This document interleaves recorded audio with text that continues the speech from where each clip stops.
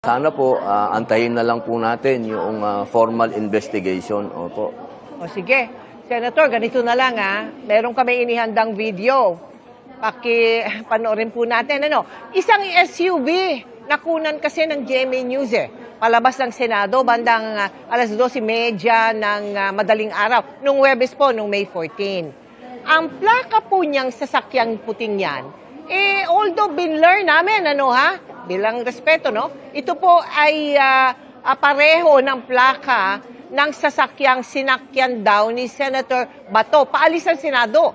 Batay sa report yan na binigay sa GMA News. Ngayon, sasakyan niyo po ba itong puting nakuna namin ito, Senator? Kotse niyo pa ba yan? Opo ba yan? Ay, opo. Opo, sasakyan ko po yan. Nakita nyo naman, Yan ho ang pinaka-humble na sasakyan dito sa Senate. Fortuner lang. Kasakay ho ba yan nakasakay po ba dyan si Senator Bato de la Rosa? Nung nakunan yan?